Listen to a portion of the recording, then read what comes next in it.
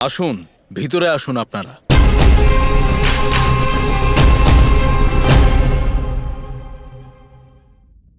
তাহলে আপনারা এখানে শান্তি দূত হয়ে এসেছেন। বলুন, কি বলতে চাইছেন আপনারা?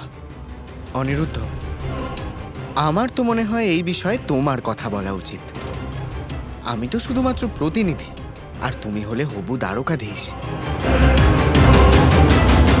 আমি চাই আপনারা শীঘ্রাতিশীঘ্র সীমান্তে নিজের গতিবিধি থামিয়ে দিন।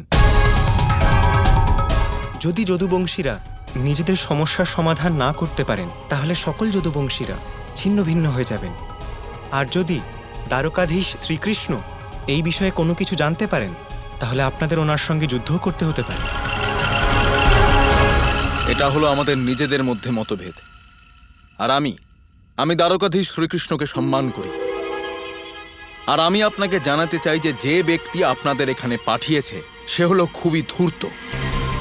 ও আমাদের বিরুদ্ধে আপনাদের কানে বিষ ঢালছে। আর এই ব্যাপারে আপনারা কিছুই জানেন না। আপনাদের রাজনীতির ব্যাপারে কোনো অভিজ্ঞতাই নেই।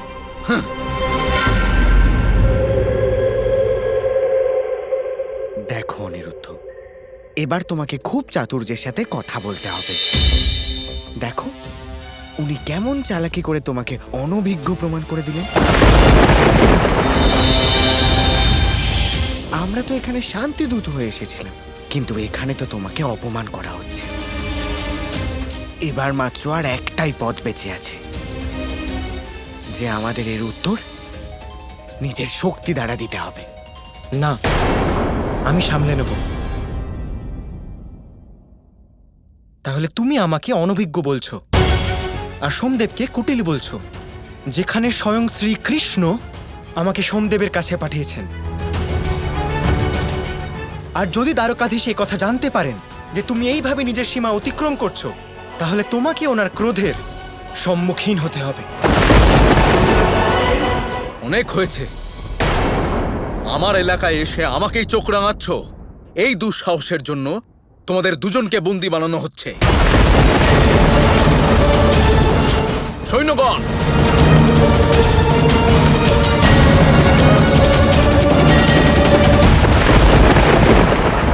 এর পরিণাম কিন্তু তোমার জন্য ভালো হবে না। ছাড়ো আমাকে। দাঁড়াও অনিরুদ্ধ, আমি সাহায্য প্রার্থনা করছি। ভালোদেব মশাই, আমি তো কোনো অন্যায় করিনি। আপনি আমাকে তো মুক্ত করতেই পারেন। আর তাছাড়াও আমি হলাম যদুবংশের প্রতিনিধি মাত্র, আর গিয়ে সবাইকে এই সংবাদ দিতে চাই যে অনিরুদ্ধকে কেন বন্দী করা হয়েছে। আর আমার পূর্ণ বিশ্বাস যে যদি শ্রীকৃষ্ণ নিজে এসে আপনার সাথে কথা বলে, তাহলে সবারই ভালো হবে।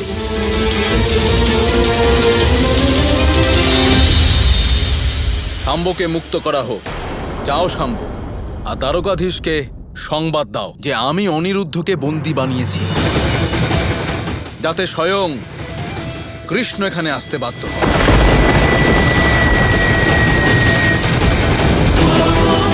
অনিরুদ্ধ, তুমি চিন্তা করো না, আমি শীঘ্রই কিছু একটা করছি।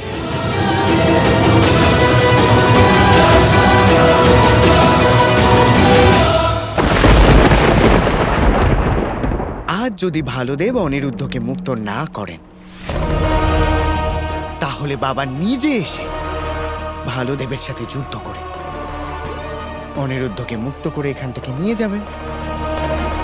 তখন সবাই এটাই ভাববেন যে স্বয়ং দ্বারকাধীশই এই যুদ্ধ শুরু করেছিলেন।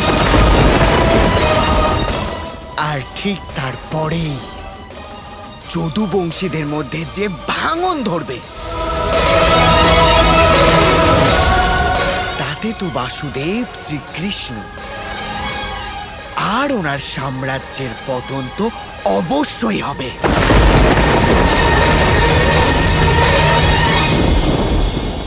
শ্রীকৃষ্ণ নিজের পৌত্রকে মুক্ত করতে ভালদেবের সাথে নিশ্চয়ই যুদ্ধ করবেন। অনিরুদ্ধকে বন্দী করে শাম্ব কূটনৈতিক বুদ্ধির উত্তম উদাহরণ স্থাপন করেছেন। এসব কি হচ্ছে?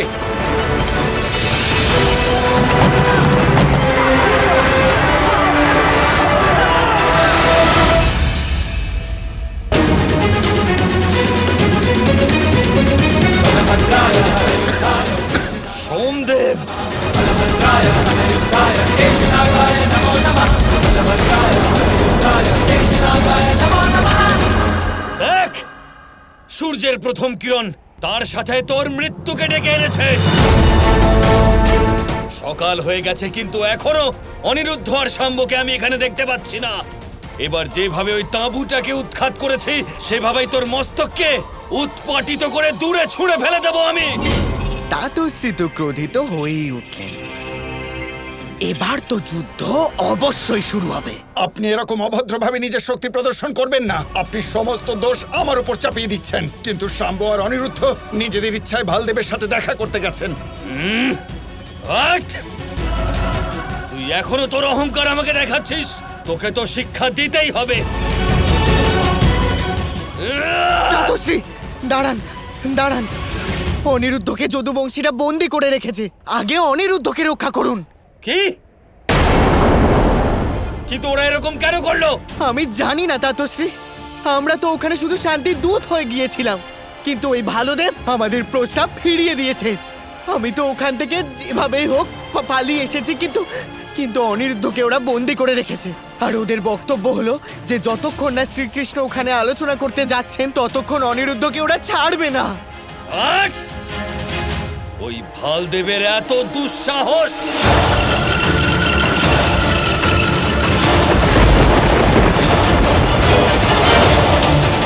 ভালদেব শুধুমাত্র যদুবংশীদের সাথেই নয়, বরং শ্রীকৃষ্ণের বিরুদ্ধেও বিদ্রোহ ঘোষণা করতে চলেছে।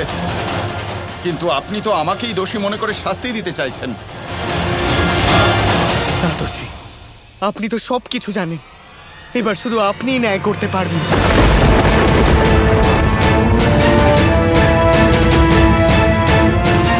ওই ভালদেব কানাইয়ের সাথে বিদ্রোহ করেছে। এটা করেও চরম দুঃসাহসের পরিচয় দিয়েছে। এই কাজের উত্তর এবার যুদ্ধ করে দেওয়া হবে। এবার এখানে আমি যা বলবো তাই হবে। সোমদেব, তোমার সমস্ত সেনাকে প্রস্তুত করো। এবার এখানে যুদ্ধ হবে। যে আপনি বলবেন বলরাম দাদা। আমাদের সৈন্যদের প্রস্তুত হতে বলো, আর তাদের নেতৃত্ব দেবেন স্বয়ং বলরাম দাদা।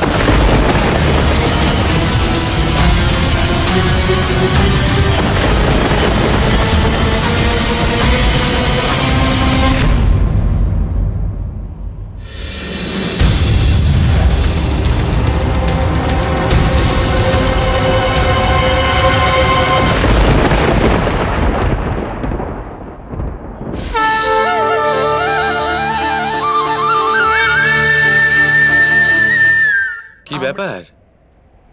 আমি বলেছিলাম আপনাকে নিজের ক্রোধ নিয়ন্ত্রণ করতে, আপনি ভুলে গেলেন? আপনি মাথা গরম করছেন। কিন্তু কানাই, এখানে যা হচ্ছে সে ব্যাপারে তুমি কিচ্ছু জানো না। এরকম একটা পরিস্থিতিতে আমি নিজেকে কি করে শান্ত রাখবো? আমি সব জানি, কিন্তু আপনি মাথা গরম করলে সেটা না আপনার পক্ষে ভালো হবে আর না রাধার পক্ষে শুভ হবে। আপনাকে নিজের ক্রোধ নিয়ন্ত্রণ করতেই হবে। কাল পর্যন্ত তো করতেই হবে। কাল এক অত্যন্ত গুরুত্বপূর্ণ দিন আসতে চলেছে। অস্ত্র ত্যাগ করুন, ত্যাগ করুন।